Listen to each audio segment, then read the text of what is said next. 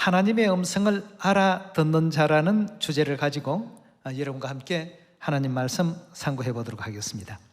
하나님께서 우리 인류 인생들을 구원하기 위해서 수많은 가르침의 말씀을 주시더라도 그 말씀이 도대체 무엇을 뜻하는지, 무엇을 하라고 하시는지 이 내용을 정확히 알지 못하면 과연 구원의 방법대로 행할 수 있겠습니까?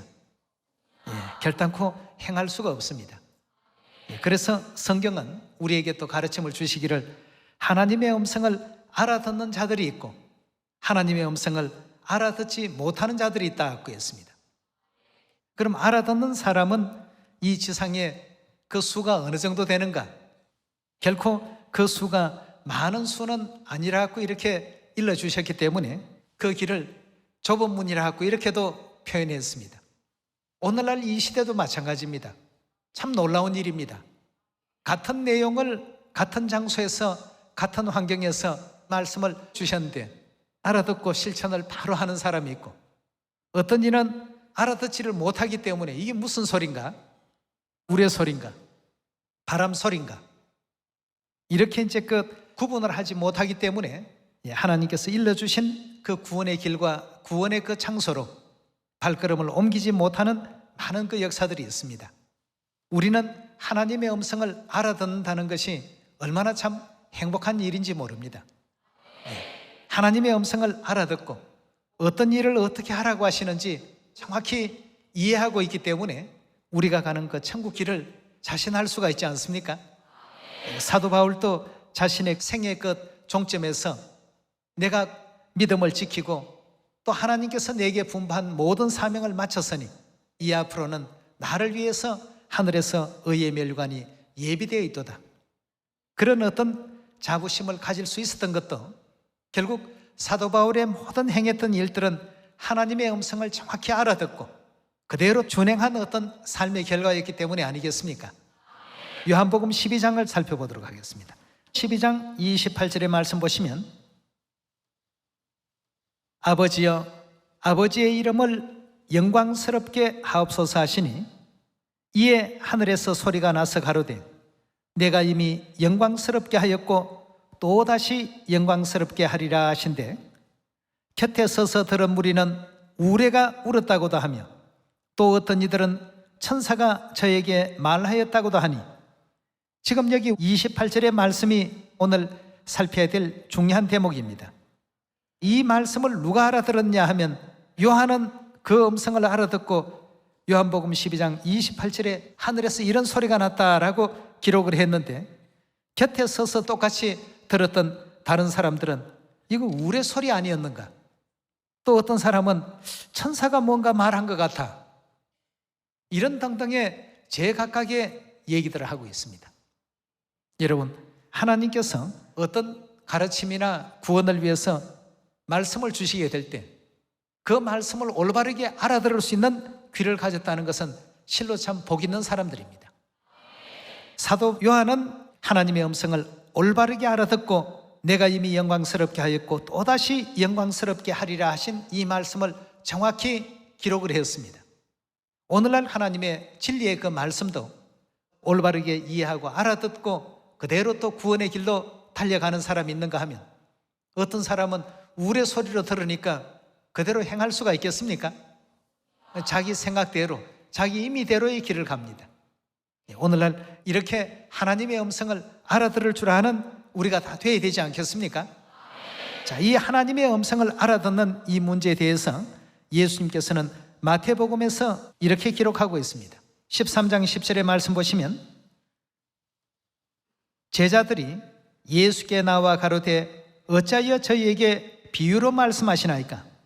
대답하여 가로사대 천국의 비밀을 아는 것이 너희에게는 허락되었으나 저희에게는 아니 되었나니 무릇 있는 자는 받아 넉넉하게 되되 무릇 없는 자는 그 있는 것도 빼앗기리라.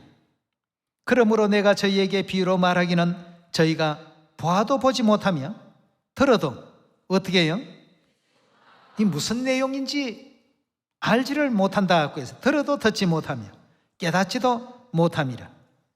이사야의 예언이 저희에게 이루었으니 일렀으되 너희가 듣기는 들어도 깨닫지 못할 것이요 보기는 보아도 알지 못하리라. 이 백성들의 마음이 완악하여져서 그 귀는 듣기에 둔하고 눈은 감았으니 이는 눈으로 보고 귀로 듣고 마음으로 깨달아 돌이켜 내게 고침을 받을까 두려워함이라 하였나니라. 그러나 너희의 눈은 봄으로 너희 귀는 들음으로 어떻다고 했습니까? 복이 있도다고 했습니다. 들을 수 있다는 그 자체가 천복을 타고난 사람들이라고 이렇게 일러주셨습니다. 누구의 음성을 말입니까? 하나님의 음성. 하나님께서 영생의 그 길로, 천국 길로 인도하시는 그 모든 가르침이 마음으로 받아들여지고 귀에 정확히 들어와야 되겠다는 것입니다. 성경을 수십 번 읽고 수백 번 봐도 이 속에 아버지 하나님, 어머니 하나님을 발견하지 못한다면 그 신앙의 어떤 기준이 이제 없는 것입니다. 하나님께서는 너희 귀는 들음으로 복이 있다고 했습니다. 다른 사람들은 우레소리다, 번개소리다, 제각각의 얘기를 했지만 요한은 내가 이미 영광스럽게 하였고 또다시 영광스럽게 하리라 하신 하나님의 음성을 알아듣고 요한복음에 기록을 그대로 했습니다. 이런 이제 우리가 되어야 된다는 것입니다. 하나님의 음성을 올바르게 알아들을 수 있는 우리가 될 때에 그제서야 비로소 우리는 하나님의 양이 되고 하나님의 백성이 되고 자녀가 될 수 있습니다. 네, 우리 요한복음 10장으로 넘어가서 보도록 하겠습니다. 10장 25절의 말씀 보시면 예수께서 대답하시되 내가 너희에게 말하였을 때 믿지 아니하는도다. 내가 내 아버지의 이름으로 행하는 일들이 나를 증거하는 것이오늘 너희가 내 양이 아니므로 믿지 아니하는도다. 내 양은 내 음성을 듣는다. 내 음성을 들을 줄도 알고 이해할 줄도 알고 받아들일 줄도 알고 실행할 줄도 알고 내 양은 내 음성을 들으며 나는 저희를 알며 저희는 나를 어찌한다고요? 따른다고 했습니다. 네. 하나님의 음성을 올바르게 알아들으니까 가자고 하시는 말씀을 주시면 함께 동행해서 가게 되고 잠시 쉬자고 하면 그 음성을 알아듣고 함께 또 쉴 줄도 알고 넓은 목초지가 나오면 여기서 마음껏 꼴을 먹으라고 하면 목자의 음성대로 그곳에서 자유롭게 풀을 뜯고 이렇게 내 양은 내 음성을 들을 줄 안다고 했습니다. 예. 요한일서 1장 8절의 말씀 같이 보시겠습니다. 너희는 너희를 삼가 우리의 일한 것을 잃지 말고 오직 온전한 상을 얻으라. 지내쳐 그리스도의 교훈 안에 거하지 아니하는 자마다 누구를 모시지 못한다고요? 그리스도의 교훈 안에 있지 아니하는 사람은 하나님을 모시지 못하는 자라고 했습니다. 오늘날 우리 주위에 보면 일요일이 안식일인 줄 알고 예수 그리스도께서 우리에게 또 영생 주시기 위해서 세워주신 새 언약의 유월절은 폐지된 것으로 알고 있습니다. 하나님의 음성과 반대로 가고 있습니다. 하나님은 지키라 하시는데 그들은 폐지됐다 하고 하나님은 이것은 필요 없다라고 하시는데 그들은 이것은 필요한 것이다 라고 합니다. 이러한 어떤 내용들이 성경에 많이 있기 때문에 말씀 주시기를 지내쳐 그리스도의 교훈 안에 거하지 아니하는 자는 하나님을 모시지 못하되 교훈 안에 거하는 이 사람이 아버지와 아들을 모시나니라고 했습니다. 하나님께서 우리에게 무엇을 교훈하시고 무엇을 가르치셨는가? 2000년 전 이 땅에 오셔서 교훈 주시고 가르쳐 주신 그 모든 진리의 내용들을 면면히 우리가 살펴보게 되면 거기에는 안식일도 있고 유월절도 있고 새 이름도 있고 새 예루살렘 하늘 어머니 문제도 있고 그리고 새 언약의 모든 3차의 7개 절기가 친히 본보여 주시고 몸소 실천하신 많은 그 내용들이 있지 않습니까? 그 내용을 하나님의 백성들은 다 알아듣습니다. 유월절을 준비하라고 하시면 이거 유월절은 우리가 지켜야 될 진리구나 금방 압니다. 예. 안식일 자기 규례대로 회당에 들어가서 성경을 가지시고 강론하시는 그 장면을 보면 하나님의 백성들은 벌써 다 알아듣습니다. 예수님께서 왜 그런 교훈을 주셨는지 왜 그리 행하셨는지 죄인들이 죄 사함 받기 위해서 받는 것이 침례인데 예수님께서 요한에게 침례를 받으셨어요. 죄인이었기 때문에 받으신 침례입니까? 아니었습니다. 그럼 왜 침례를 받으셨습니까? 요한복음 13장 15절의 말씀 보시면 내가 너희에게 행한 것 같이 너희도 행하게 하리 하여 본을 보여주었다고 했습니다. 침례 받는 예식에서부터 모든 것이 그리스도의 본을 따라서 우리가 진행하고 있습니다. 하나님 양들은 금방 압니다. 해야 될 일인지 말아야 될 일인지를 금방금방 캐치하고 하나님의 음성을 올바르게 알아듣고 분별할 줄 알고 거짓 선지자들을 삼가하라고 하시면 거짓 선지자, 참 선지자를 가려낼 줄 아셔야 되겠습니다. 이 말씀대로 본다면 거짓 선지자 어떤 사람들일까요? 그리스도의 교훈 밖에 있는 사람들입니다. 안식일 지키라 하는데 일요일을 지키고 유월절 지키라 하는데 크리스마스를 지키고 아버지와 아들과 성령의 이름으로 침례를 받으라, 성령의 이름이 있다 하는데 성령의 이름을 부인해버리고 성령과 신부가 온 인류에게 생명수 주시기 위해서 오라고 불러주시는데 신부는 없다라고 외면해버리고 하나님의 음성을 전부 알아듣지를 못하고 있습니다. 그냥 우레소리, 뇌성 정도로 하나님의 말씀을 그렇게 대하고 있으니까 구원의 길과 진리의 길이 그들의 눈앞에 나타날 수가 없는 것이죠. 하나님의 음성을 올바르게 알아듣고 하나님의 뜻대로 진행하고 살아갈 줄 아는 여러분과 제가 꼭 되셔야 되겠습니다. 미가서 우리 4장 열어보겠습니다. 자, 미가 선지자의 예언을 우리가 잘 주목해 보시면 말일에 그리스도의 교훈 안에 어떤 사람들이 있는가를 확인할 수가 있습니다. 4장 1절입니다. 말일에 이르러는 여호와의 전의 산이 산들의 꼭대기에 굳게 서며 작은 산들 위에 뛰어나고 민족들이 그리로 몰려갈 것이라. 곧 많은 이방이 가며 이르기를 오라 우리가 여호와의 산에 올라가서 야곱의 하나님의 전에 이르자. 그가 그 도로, 여기서 말하는 그는 누구를 뜻하지요? 하나님께서 그 도로, 즉 그 진리로 우리에게 어떻게 하신다고요? 전부 가르침을 주실 것이다 하고 했습니다. 우리가 그 길로 행하리라 하리니 이는 율법이 시온에서 나올 것이요 여호와의 말씀이 예루살렘에서부터 나올 것임이라 하고 했습니다. 자, 말일에 일러주신 이 교훈, 이 가르침 우리 모두가 반드시 들어야만 되겠습니다. 네. 이 성부 시대도 아니요 성자 시대도 아니요 이 마지막 성령의 시대에 하나님께서 이와 같은 일들을 역사하시겠다고 우리 모든 인류 인생들에게 분명하게 말씀을 주셨습니다.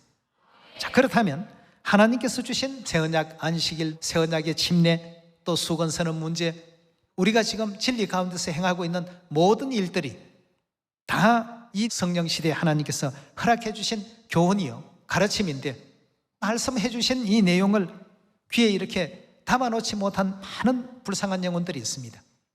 그럼 이 마지막 성령 시대에 가장 중요하게 우리가 또 보아야 될 대목이 있다면 성령과 신부, 아버지 하나님, 어머니 하나님에 대한 이 내용을 우리가 이해하지 못하고 성경을 보면 성경은 굉장히 혼란한 말씀이 되고 마는 것입니다.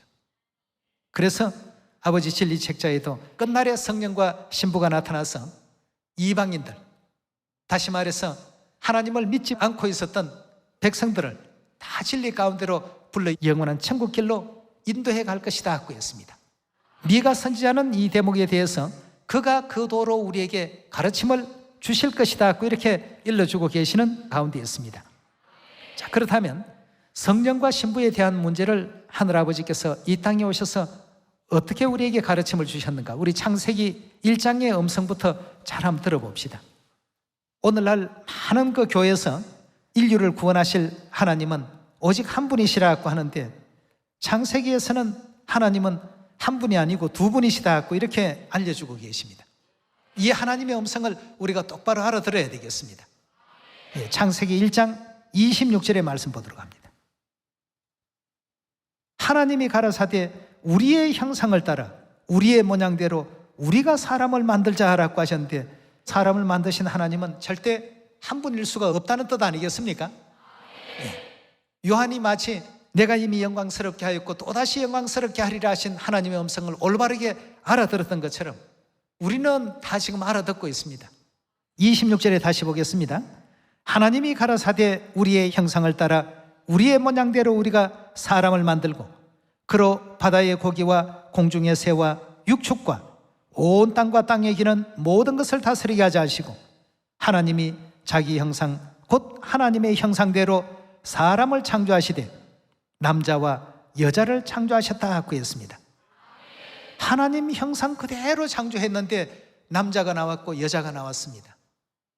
그렇다면 하나님 안에는 남성성을 지니신 아버지 하나님과 여성성을 지니신 어머니 하나님이 계신다는 것 분명하지 않습니까? 그래서 우리가 인류 인생을 창조하자, 그 두 분이 나라고 할 수는 없지 않습니까?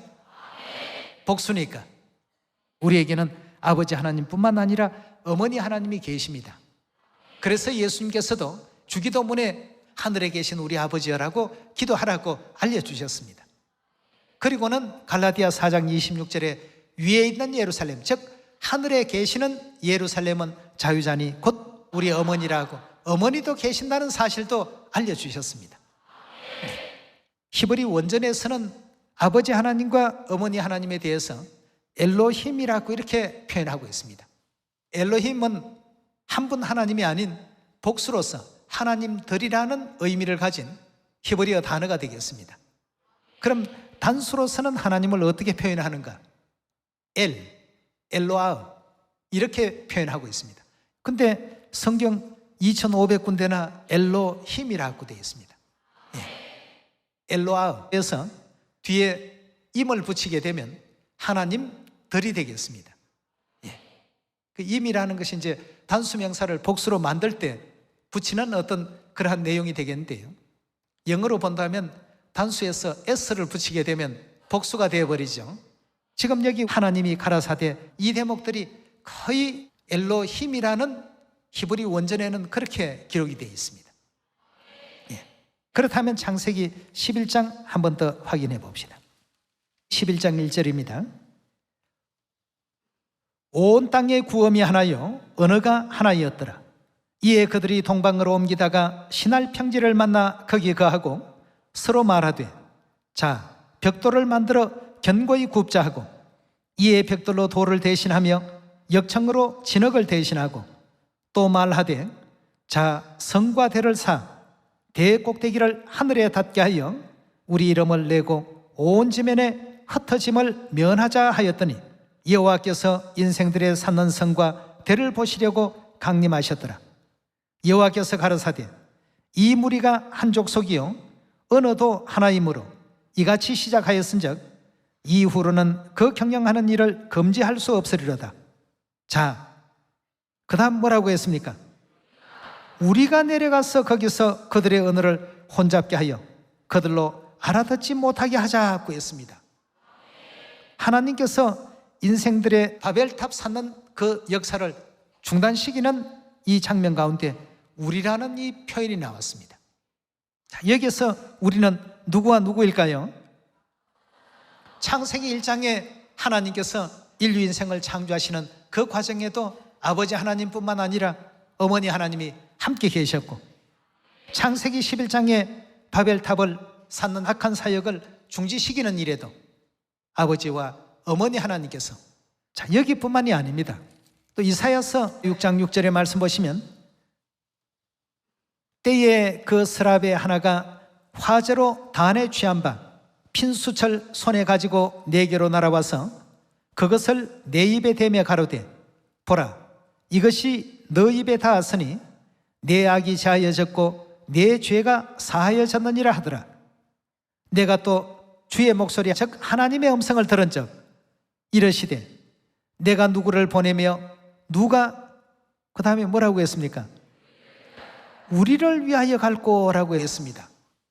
하나님께서 누가 나를 위하여 갈 거라고 표현하지 아니하시고 누가 우리를 위하여 이 기별을 전하러 갈 거.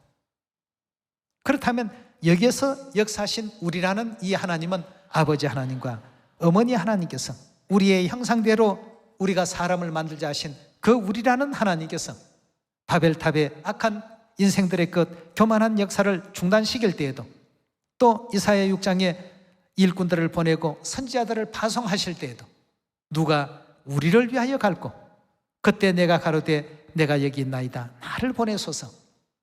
여기서 말하는 우리라는 이 부분도 세상 신학자들은 미스테리라고 합니다. 도대체 왜 우리라고 하셨을까?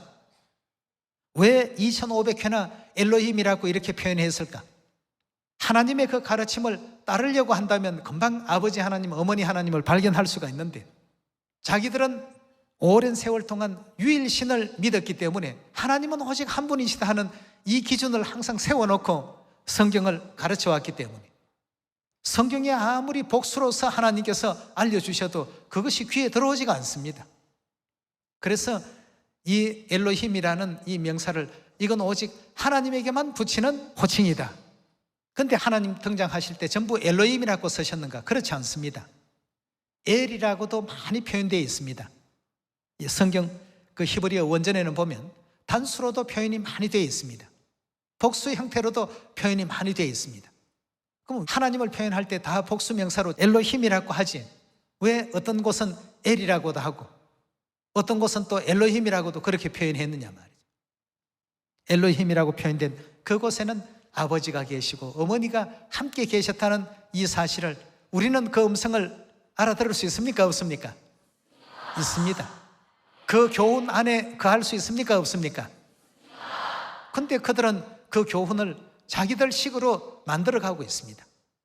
그래서 아버지 하나님, 어머니 하나님에 대한 가장 중요한 창세기로부터 시작된 이 가르침이 너무나도 많이 변질이 되어 있고, 그러다 보니까 이 땅에 오신 예수님조차도 배척했고 십자가에 못 박았고, 두 번째 이 땅에 우리를 구원하러 오신 재림 그리스도마저도 배척하게 되고, 미가서 4장에 말일에 친히 직접 가르치러 오셔야 된다고 예언은 되어 있는데 오셔도 아무도 영접하지를 않습니다.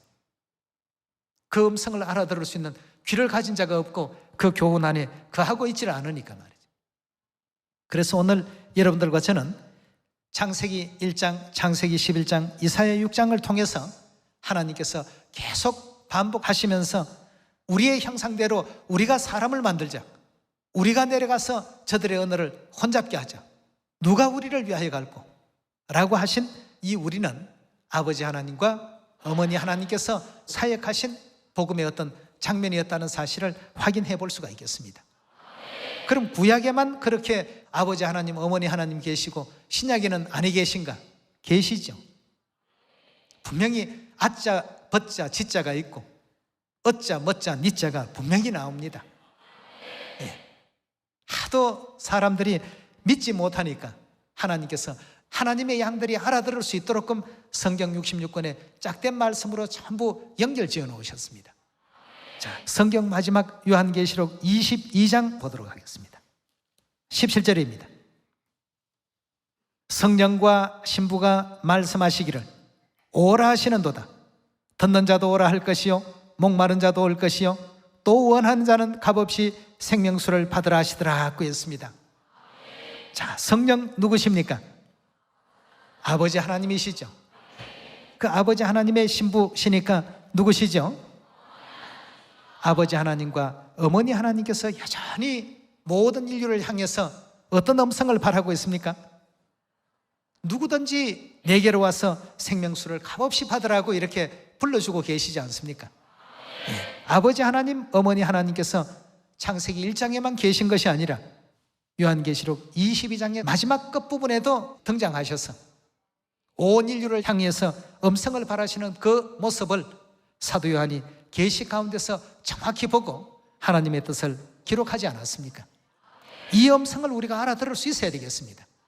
그래서 내 양은 내 음성을 어떻게 한다고요? 듣는다 하는 것은 안다는 얘기죠. 그 음성을 알기 때문에 기뻐서 목자에게로 전부 이제 몰려오는 것입니다. 그래서 예레미야 3장 17절의 말씀 가운데서도 그때 예루살렘이 여호와의 보좌라 일컬음 받게 될 것이며 열방이 어떻게 해요? 거리로 몰려들 것이라고 하신 예언이 있습니다. 전부 이렇게 찾아오게 되어 있습니다. 22장 17절의 말씀 다시 봅니다. 성령과 신부가 말씀하시기를, 성령 하나님과 성령 하나님 신부가 되시는 우리 하늘 어머니께서 말씀하시기를 오라 하시는도다. 듣는 자도 오라 할 것이요 목마른 자도 올 것이요 원하는 자는 값없이 생명수를 받으라 하시더라. 내가 이 책의 예언의 말씀을 듣는 각인에게 증거하노니 만일 누구든지 이것들 외에 더하면 하나님이 이 책에 기록된 재앙을 그에게 더하실 터이요 만일 누구든지 이 책의 예언의 말씀에서 제하여 버리면 하나님이 이 책에 기록된 생명나무와 및 거룩한 성에 참여함을 제하여 버리실 것이라 하고 했습니다. 이 하나님의 음성을 우리는 알아듣기 때문에 더한다 뺀다 하는 것이 굉장히 참 두려운 일입니다. 그렇지 않습니까? 자, 더하게 되면 재앙을 더 불러오는 결과가 되고, 있는 것을 빼버리게 되면 영원한 그 거룩한 천국성에 참여할 수 있는 그 특권을 없애시겠다고 하시니까 어찌 하나님의 음성에서 더할 수가 있고 또 뺄 수가 있겠습니까? 성령과 신부께서 생명수를 받으러 오라고 하신 그 말씀에 연이어서 이 성경 예언에서 더하지도 말고 빼지도 말라고 하신 겁니다. 그렇다면 우리는 이 성령과 신부를 어떻게 받아들여야 되겠습니까? 말씀하시는 그 주체가 누구와 누구가 말씀하셨습니까? 성령과 신부가. 그렇다면 존재하지 않는 신부가 말씀하셨다라고 하는 것은 있을 수 없는 일이 아니겠습니까? 여러분, 세상에는 절대 저절로 생긴 게 없습니다. 하나님께서 살아 역사하신다는 것을 뭘 보고 더 깜짝 한번 놀란 적이 있느냐 하면, 이 지구촌 안에 살고 있는 인류 인생의 절반이 남자고 절반이 여자라는 이 사실에 너무너무 놀랐습니다. 아니, 한 70%가 남자고 30%가 여성일 수도 있지 않습니까? 또 바꾸어서 여성이 70%고 남성이 30%가 될 수도 있는데, 아니면 뭐 어느 해는 전부 남자아이들만 탄생되는 달도 있어야 안 됩니까?